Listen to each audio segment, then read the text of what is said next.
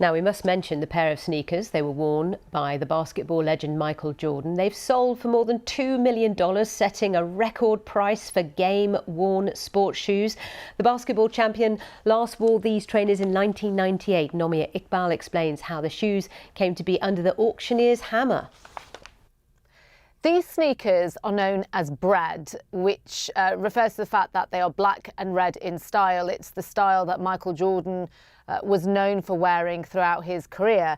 And he had these shoes on during Game 2 of the 1998 NBA Finals, and it was on his way to Game 6 and what would be the last NBA championship title for him. Now, they had been gifted by the basketball legend to the visiting team's locker room's ball boy.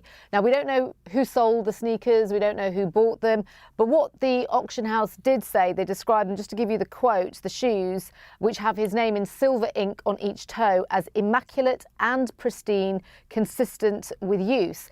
Now, it's worth mentioning that Michael Jordan actually broke his own record when it comes to selling shoes 2 years ago in September, where his sneakers went for $1.5 million, and he's been collaborating with Nike ever since the 80s. But the brand has really grown massively, largely driven by his successful Netflix documentary, The Last Dance.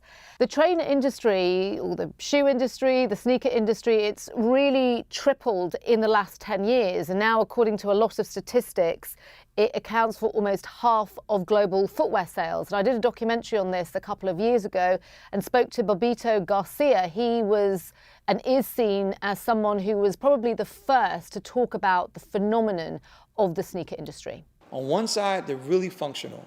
They're comfortable to wear. They look cool. They're an extension of your individuality. You can become creative with them. You can paint them. You can customize them.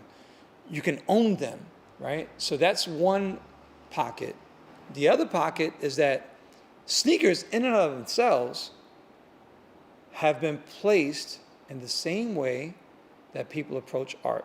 And that's really the point that Garcia has made there, that sneakers are seen as art. And during the course of doing that documentary, I spoke to loads of people who said that they were prepared to pay that much money for sneakers, which they see as collectibles. So really, the price that Michael Jordan's sneakers have gone for today, it's likely that they will get even higher as the years go on.